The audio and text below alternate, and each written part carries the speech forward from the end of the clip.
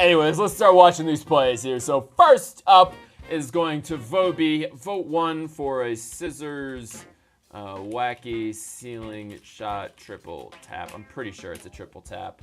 This is going to be vote 1 for this one here. Vote 1 for this one. Scoreline's pretty unremarkable. Tie game, a minute or so in.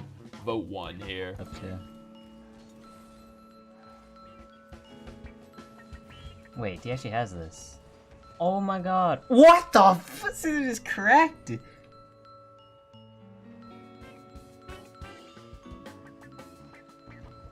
Oh my god!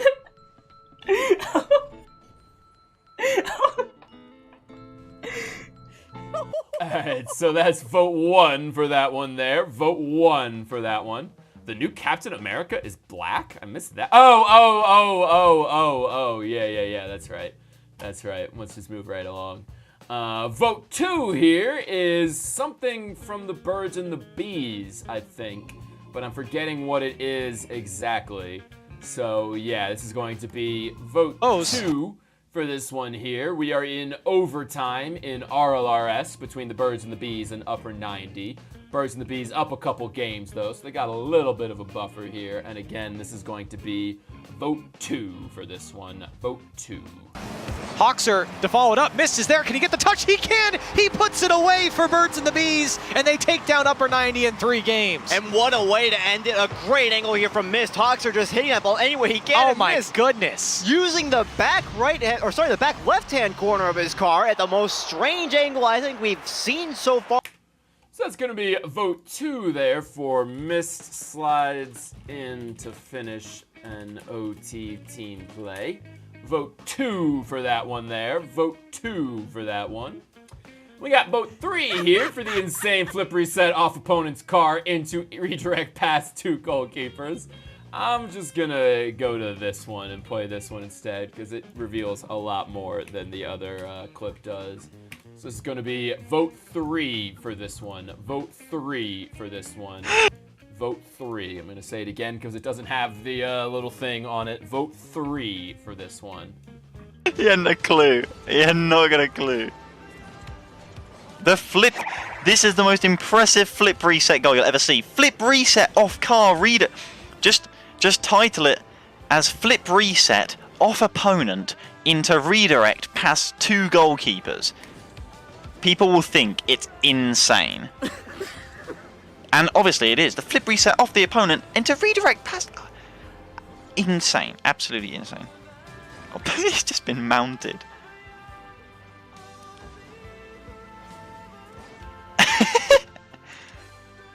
That is what the tile has to be.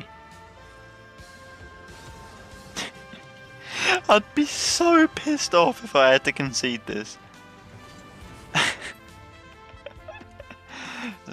So that's going to be vote 3 there for Junior doing all that shit right there. Vote 3 for that one.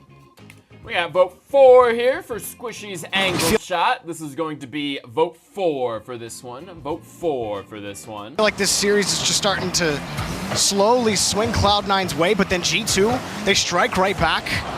Cloud9, though, they answer with some pressure, just can't come away with anything yet. But this time they're finding each other in the middle of the field. Oh! Goodness, Squishy Muffins, you are ridiculous! That might be the shot of the season for Squishy Muffins.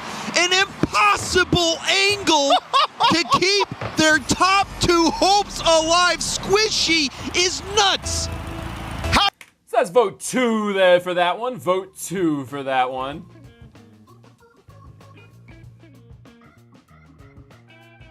I don't get the joke, Wakon. Did you just not get the joke? Tough call, Princey. Really tough call. I don't know. It's really going to depend on how the voting goes. If everyone just agrees on one play really quickly, then yes. If we have an actual drawn-out discussion, then no. I'm leaning towards yes at this point. I'm leaning towards we'll wrap up right when it's going to be starting. Anyways, that was vote 4 for the Squishy angle shot right there. Vote 4 for that one. We got vote 5 here for Vitality's passing play with a bump/block flourish. This is going to be vote 5 for this one. Vote 5 for this one. There was a scary moment for Mouse. A drop down, almost a pass to the other team, but now on the other end, one stop from Scrub. Alex attempting to follow it up, but he couldn't make it happen. K-Dop. Now Ferry. Ferry taking his time. Pops to himself. Pass over to K-Dop. K-Dop back to Scrub. Scrub is taking the shot. No one home. And the 1-2-3 passing play from Vitality. This is unreal. Just at Fairy Peak, you see him in the back of the net getting 2 bumps there, just having to go at a lot. And the passing from Vitality. So that's vote 5 for that one there. Vote 5 for that one. And then last up, vote 6 for speed, pick up, and flick to the top corner. This is going to be vote 6 for this one. Trying to vote 6 for this one. Make his mark, couldn't do it. Speed with some time, going for a dribble here. Air dribble, the flick, and he finds the upper 90. An incredible shot. Spectacular from Speed. Flipping around and also using his flip still. He just jumped once and got the upper 90. That's unreal. What a shot from So that's going to be vote 6 for that right there. Wes saying, I think the speed play is pretty nice, but I think Squishy got it today. All right, unfortunately, you didn't vote in one of the earlier rounds, Wes, so you're not going to be able to vote in this round, like officially, because you don't have rep and you weren't really like initiated effectively. But like I said before, we do this round at this point by consensus, so I'm taking your vote into account. Okay, you understand. Yeah, and absolutely appreciate you sharing your opinion either way. So yeah, taking that into consideration, ways that you're going for Squishy as well. So just to recap for you guys, in case you missed it while you were talking about whatever the fuck was going on over here. We had Scissors wacky ceiling shot triple tap, comes down from the ceiling, sort of scoops the ball up, lands on the wall, knocks it down, and then cops off and knocks it back in. That was vote 1. Vote 2 was a little overtime team play in the RLRS by the Birds and the Bees. They kind of knock it out to center, then shoot it, and then Miss sort of slides down, scoops it over the goalie, and knocks it in with a really interesting little touch. That was vote 2. Vote 3 was that Junior sort of like scooting off a guy and then bumping into another guy and then flipping into the ball with the reset he got off the first guy to put in the ball at the start of some random ranked game. That was vote 3 for that one. Vote 4 was Squishy's angle shot, was in a real clutch moment in the series against G2.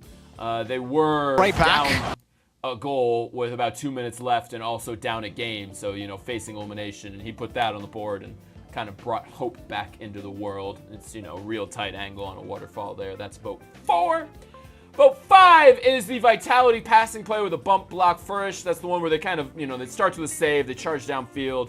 Ferry makes this interesting dribble around a guy, passes it off to K-Dop on the side. K-Dop passes it back to Scrub, who comes in and finishes it off. That's vote 5. And then vote 6 is Speed kind of picking up the ball and flicking it into the top corner of the net there. So, yeah, that's vote 6 right there. I mean, 6ix9ine, everything in the world is fictional stories we create for ourselves to construct meaning out of what is ultimately a chaotic void of energy slamming into each other itself randomly. And everything you care about is just a narrative that has been constructed either by you or by someone else for you. So it's kind of a fine line between the stories that we tell fictionally that become the myths that people, define their values by, and the sort of more true seeming stories that we tell each other about global conflicts and resource deployment and all sorts of shit like that. Anyways, can I get you guys to talk about these plays for just a minute? Would you mind terribly? What if you invested yourself in a real thing that is predicated on a fiction, like a war? Yeah, I mean, absolutely. I do think that's better. I just think it's when you start saying things like, oh, imagine caring about fictional shit. It's like, well, first of all, it's real in very significant ways. Cultural phenomena do absolutely, dictate real world events. And sort of, again, the mythology that people base their values on is a real fucking thing. And it is worth caring about the myths that people, share. As a means to caring about whatever real world issue you care about, so yeah, I mean, I think it's kind of invalid to draw a hard line between real shit and fake shit, but on the other hand, yeah, you know, cooler if people cared about more real shit.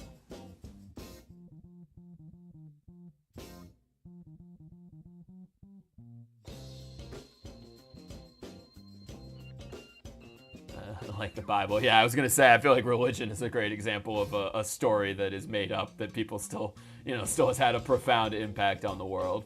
I think my answer would be, then you have been lied to.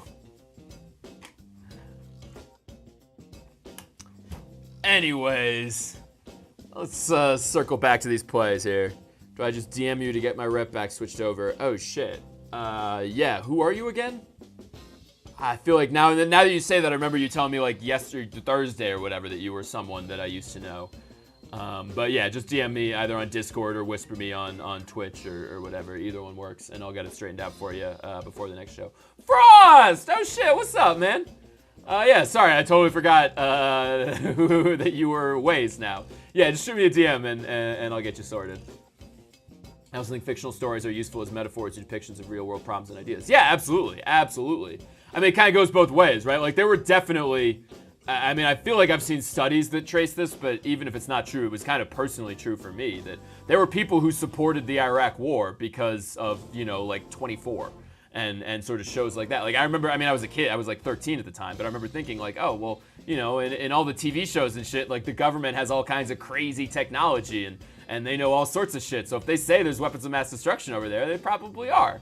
You know, like I made that decision about the worst foreign policy decision in U.S. history based on cultural mythology and myth making. Like I think it's really dismissive to just say, oh, well, that's about, you know, fictional stories. It doesn't matter. Like if you are a white supremacist who is trying to push a narrative of you know, replacement and that white people are being replaced in the world, it is incredibly helpful to you to be able to point to stories of you know, cultural artifacts that are of great importance in which white people are being replaced. Now, I'm not a white supremacist, and I do not care if white people get replaced, but if that were my agenda, it would make perfect sense for me to, you know, say like, look, they're replacing you. White culture is fragile, and we're like the only race that, you know, can just be beaten by other people having, like, can we just take a second? Sorry. Can we just take a second just because this is tickling me right now? I know I said I wanted to get back to these plays. Can we take a second to talk about how the white supremacist ideology is basically that white people are so awesome and better than everyone else that they can be defeated by other people having babies?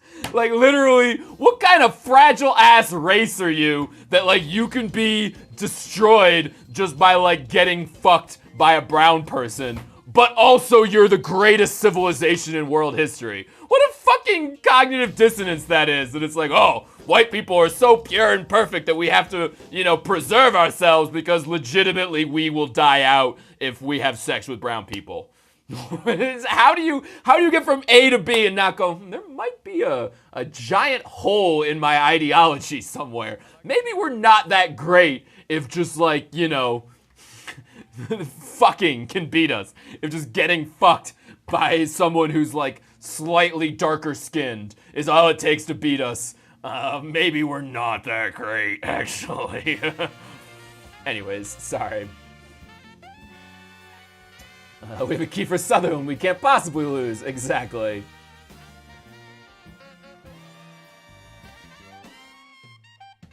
Well, then you can't blame people for getting upset if they don't agree. I also think fictional stories are useful as metaphor or depictions of the real world problems and ideas. I mean, I think you can simultaneously respect that someone is acting within their own interests, you know, in a thing, and also get upset with them for having dumbass asshole interests. You know, like, I understand why, like, some guy might want to, like, you know, kill a homeless guy for fun. I understand that's something someone might want to do, but I also, like, fuck that guy for doing that. Anyways, I used to be white until the seasons changed and I turned to olive just by standing in the sun. Yeah, right? Right? I mean, that's more of a joke, but still, you can literally be defeated just by, like, a sunny day. But no, we're the superior race. Yeah. I read a dead serious article that claimed that gay marriage would lead to increased abortions.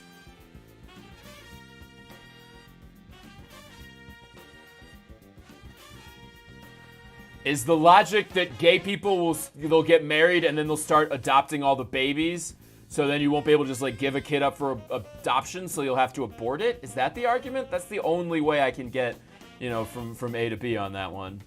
People will just draw connections in whatever haphazard manner they want. Yeah, absolutely, and I'm very much materialist, and I don't really believe that the beliefs people hold drive their behavior. I think their material interests drive their beliefs, and that's why it often seems like beliefs are driving behavior, but beliefs are actually driven by, you know, your material interests. But, you know, that doesn't mean that you know, the beliefs are not a significant thing that should be, like, you know, attacked as well. Something, something, something that liberals hate babies and the gays are all filthy liberals. All right, maybe. Like, let people do what they want as long as they aren't harming anyone else. I mean, yeah, but that covers a large scope of things. I think it's because gay people eat storks and the babies that come with them. That sounds pretty legit right there, strangest. All the ideas you want, but the moment your ideas come to fruition and starts harming people, it gets shut the fuck down. Yeah, I mean, again, you're painting that as some, like, black and white thing where you could just be like, your idea has started harming people. I think often it works in really insidious ways where, you know, and it's part of, by design, they do these things in these really insidious ways. They can be like, oh, I wasn't advocating for that. You know, I was just pointing out the fact that, you know, Muslim birth rates are much higher than Christian birth rates. Just pointing out that fact. I wasn't trying to say that then you should go, you know, kill Muslim people. I was just talking about facts. And, you know, if you go and after you know what I'm saying? Like there's a lot of positive deniability in the sort of far right terrorist inspiration game. All these people who are trying to provoke a sort of cultural, like Oriental clash between, like, you know, the whatever white people and whatever brown people was their personal thing.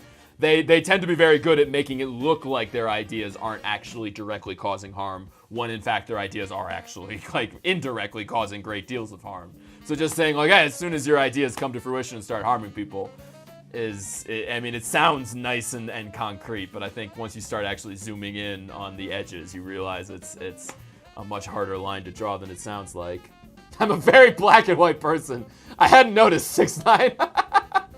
Never would have described you that way.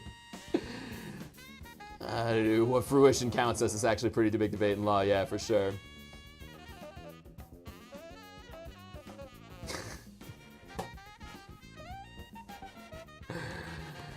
Oh, this is not going to resolve itself quickly and easily, is it?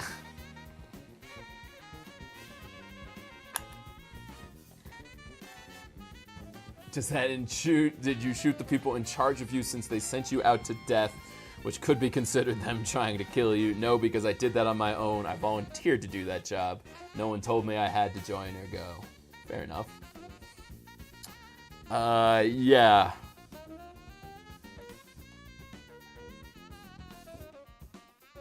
That is all my questions. We can move on now. All right. Yeah, let's start with number 3 right here. Anyone want to argue this one needs to stay in the mix? This is the junior flip reset, the one we kind of just put in for archival purposes. So, yeah. Love you too, 6ix9ine. Anyways, yeah, anyone love this play? Or are we killing it? You see how I segued there? That was some good segue work. I feel like we kind of, even in putting this one into the final round, acknowledge that it shouldn't really be in the final round. So I'm going to give you like 30 seconds to drop a vote 3 on the board, and then removing it from the page.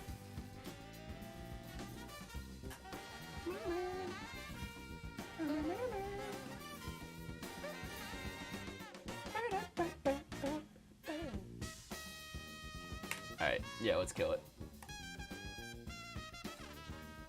Then, speed looking pretty lackluster over there as well. No teeth here, illegal, get meth mouth and get rid of them. Okay. Yeah, so vote 6 for this one here, if anyone needs to argue, or wants to argue that it needs to stick around.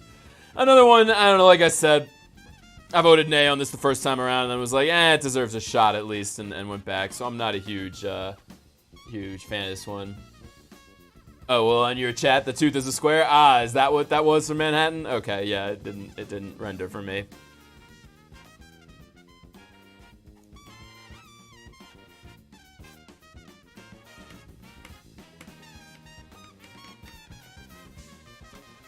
Yeah, I don't know. This is pretty standard. It's a really well executed version of this play that happens all the time, but it's not like the stakes are particularly high here. It's just sort of that he did this in RLCS and not really doing a lot for me. So last call if anyone wants to vote 6 this one and keep it going. But I think we're going to 86 this one instead.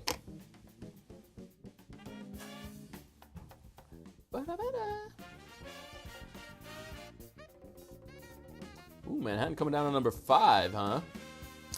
6-9 saying, I mean, it's super neat. For sure, it's super neat, and very clean. But I just think some of the others are better. And it seems like, yeah, but it's not the one I like, and it seems like that's the way everybody feels. So, all right, let's get 6 out of here. And then 1 also still voteless. I mean, I think 1 is probably... Actually, you know what? No, I do like the other 3.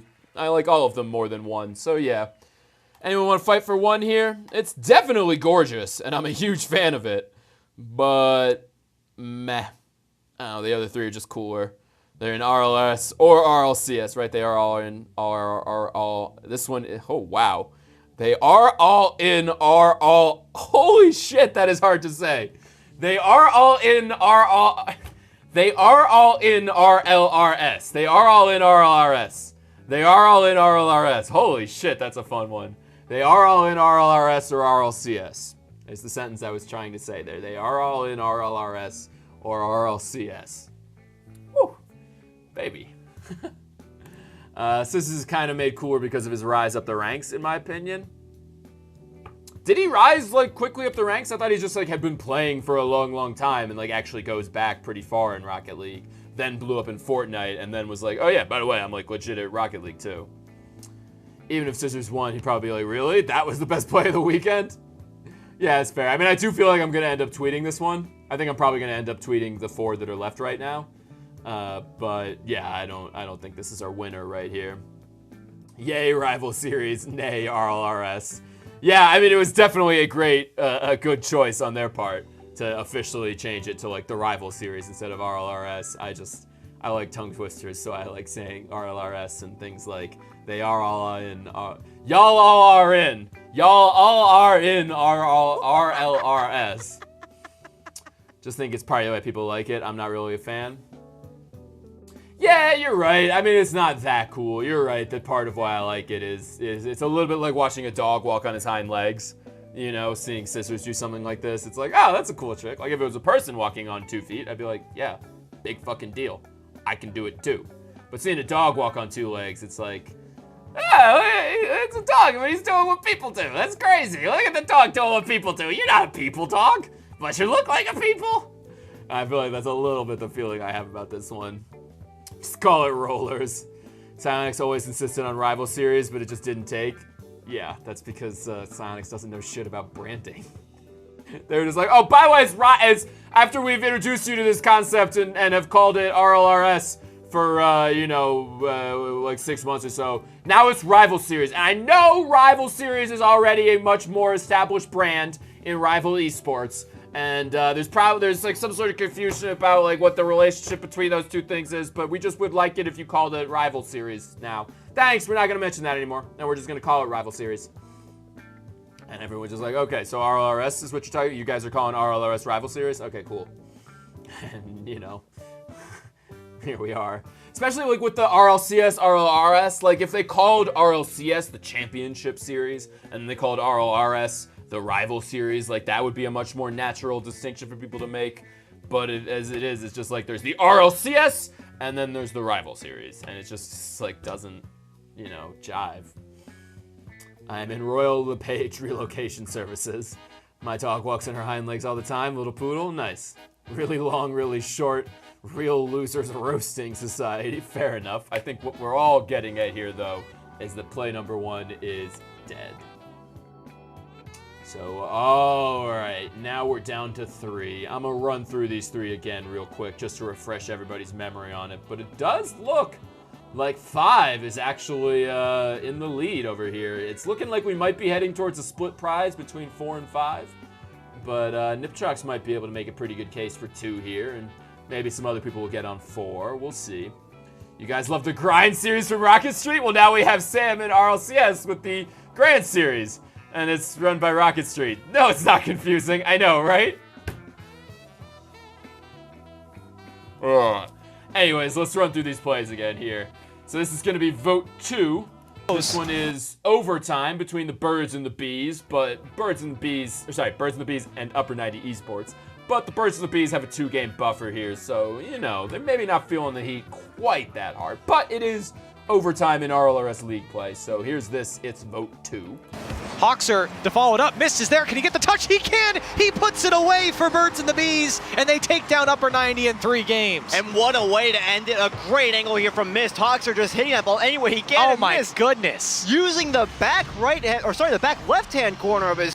And, you know, don't ignore the team play side of that it is a give and go from Mist out to the center to Hawkser, who puts it up, and then Mist puts it back in. So that's vote 2 for that one. Then we got vote 4 here for Squishy's angle shot. This time, G2 is up 2-1 and 3 goals to 2 with 2 minutes left. So Cloud9 facing defeat in a crucial series here. So real high stakes on this one. It's going to be vote 4 for this one. I feel like this series is just starting to slowly swing Cloud9's way, but then G2, they strike right back. Cloud9, though, they answer with some pressure, just can't come away with anything yet. But this time they're finding each other in the middle of the field. Oh! Squishy Muffins, you are ridiculous! That might be the shot of the season for Squishy Muffins. An impossible angle to keep their top 2 hopes alive. Squishy is nuts.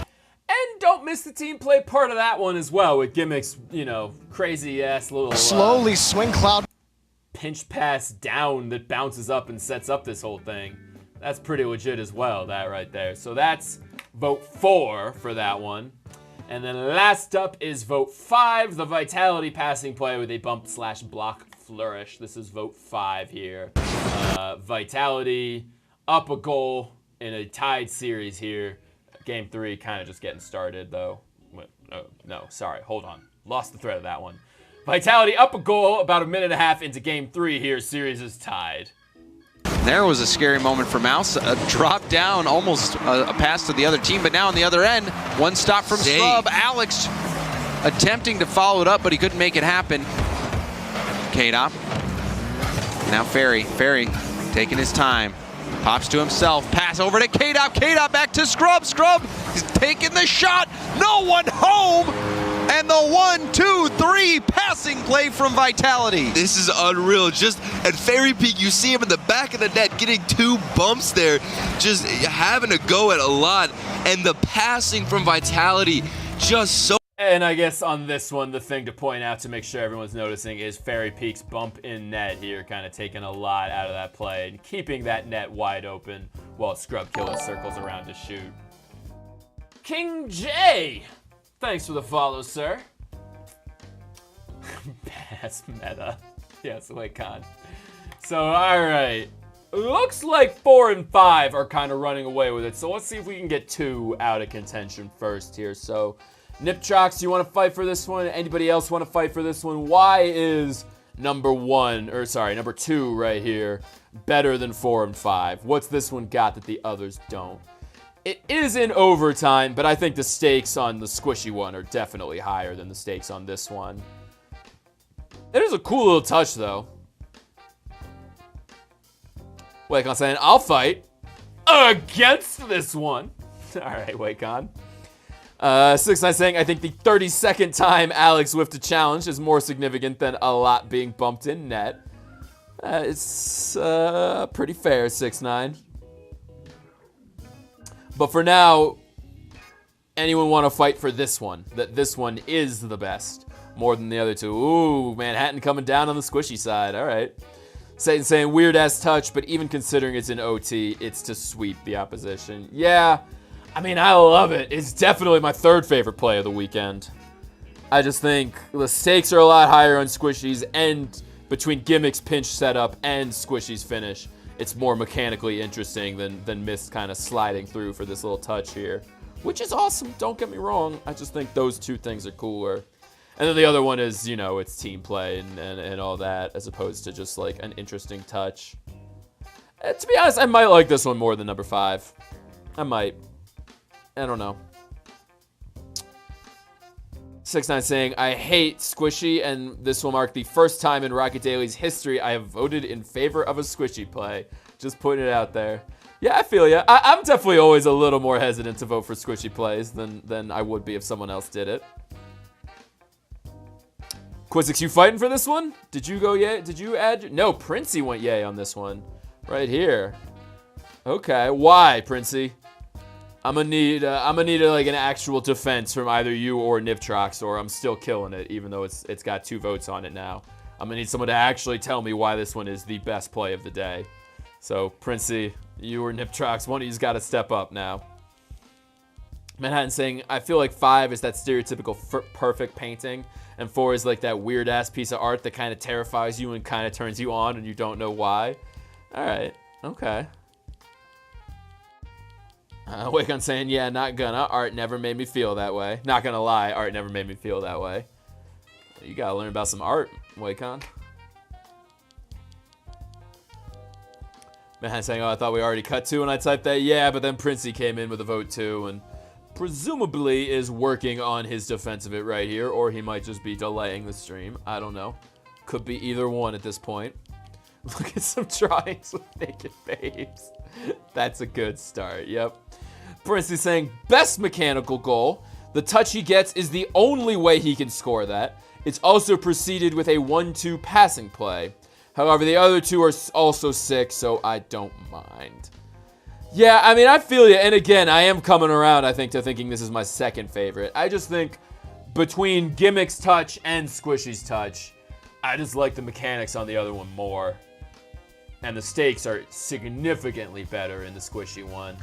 So I think that just tips me over to liking Squishy more. I don't disagree with you, Princey. I just feel like I disagree with the best mechanical goal part. And I think the stakes kind of overwhelms the, you know,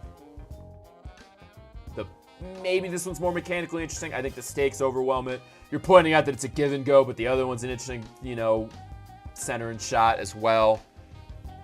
So yeah, I'm still coming down on the 4 side. But anyone else want to drop a vote 2 on the board? And you know, help Niptrox and Princey keep this one alive? Or is it just those 2, Niptrox being an absent god, and Princey sort of saying, I like the others too, so I don't mind. Or naked dudes, if that's your thing. There's loads of classical naked art, indeed. Shutson saying the stakes on the Cloud9 one are just too good. Manhattan saying, really, 2 is better mechanically than 4's pinch and double touch? Ooh, Nightbot going for number 4.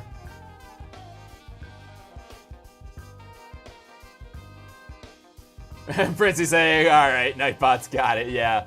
Once Nightbot busted out that 4, you lost all hope, Princey. Sorry, very last call for anyone else to drop a vote 2. Or come up with some kind of argument for this one, but I think it's time to let it die. I'm kind of interested in giving 2 a minor prize. Again, my whole attitude on that is that, like, I really don't want us to think of it as, like, a consolation prize when we give out a junior prize. I want us to be picking the best play of the day. And if we disagree about that, if there's a faction of people who think the best play of the day is something different from what the rest of people think the best play of the day is, then that's a different story. If we can't agree on what the best play is. But if we all agree one play is the best and something else is just also really good, then yeah, Manhattan has it. That the minor prize is it'll get tweeted and you know, people will talk about how great it is, but you know, I don't think it gets an actual like money prize for that. Satan's saying I don't think 2 is on the same level as 4 and 5, so Satan's gonna fight you on that anyways. But yeah, all right, no one coming in with a vote 2 to replace Princey, so let's get that one out of here.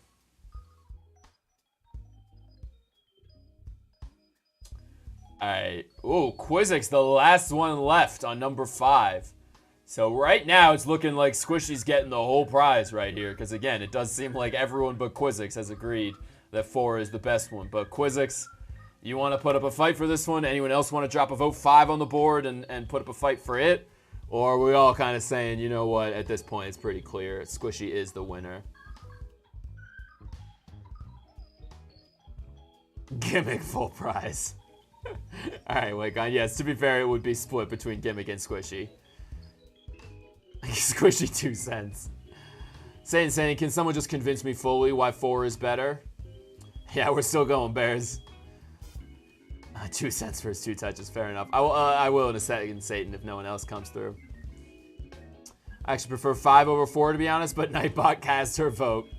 Wait, Manhattan saying, fuck Squishy. Quizzic saying, don't get the hype on 2, but okay. Yeah, well, 2's dead, so don't worry about that. Now you're trying to argue about why it's better than the Squishy one. My argument is, you know, the point Satan has, or not Satan, 6ix9ine has been driving home about how Alex just misses challenge after challenge after challenge on this one. It's also like, yeah, it's a really interesting pass play, but it's also pretty straightforward, you know, it's sort of hitting your teammate with the ball. They got a lot of time and a lot of room to work. It's just like, I think it's really nice. It just doesn't blow me away. Then you go back over to this one. It's got crazy stakes on it, which this one doesn't really, right? This one is tied series game 3. Vitality's up a goal a couple minutes in. Just not the craziest stakes on this one. And then this one, crazy stakes. I mean, Cloud9 is fighting for auto qualification for LAN. And if Squishy doesn't hit this shot, like, you know, time's running out for that. Then also it's got this really interesting pinch setup from Gimmick over there, and then the really nice finish, which, you know, unremarkable, but is nice, at least, from Squishy. So my argument is stakes, nice team play, versus the other one, which is, you know, obviously a nicer team play, but not that crazy, and no stakes. And the defense is kind of lacking on that one.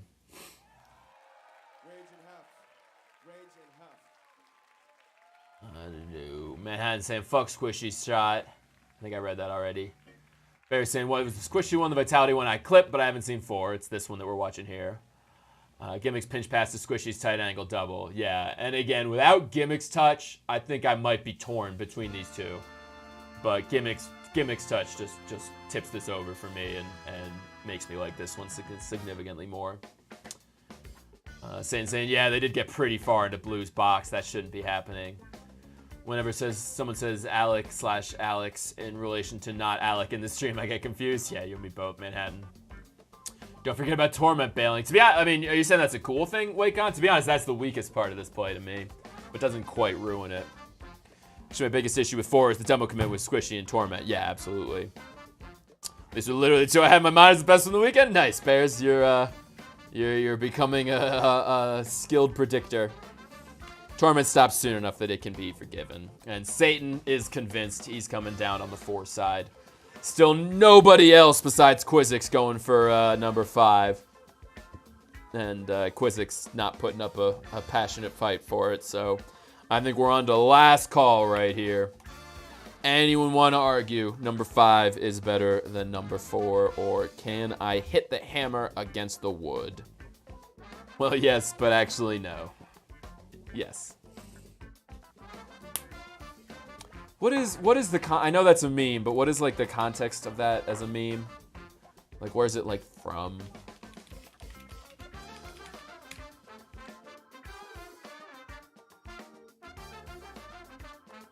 The pirate captain from the British American animated short film, So You Want to Be a Pirate. Interesting. I don't think I knew that, actually. I would argue, but Thrones is on soon. Fair enough. My biggest pull for 5 felt like the length of the play made it feel more intense, I guess, but Gimmick's pass is really fucking cool. Yeah, and to be fair, like, I think you gotta, you know, consider this play as starting from this save right here that Scrub makes. And then it's K'd up over to the side. There's a 50 that he, you know, wins, and then another 50 that Fairy Peak picks up well enough to say that it wins. And then, you know, the pass play that we've been talking about here. So it's like a really solid counterattack. And definitely, in my mind, tied with the misplay for second best of the weekend. But, I don't know, Squishy just takes it, man. Based on stakes and you know, awesomeness. Bang the gavel, I'm going to shower and try to watch Game of Thrones. So you're in on Game of Thrones now, 6ix9ine, after the last Train Regiment episode? That was enough, and you're like, fuck it, I'm going to stick with it? Alright. At the same time, yes. But yeah, alright, let's call it. Congrats, Gimmick and Squishy. You guys are our winners for today.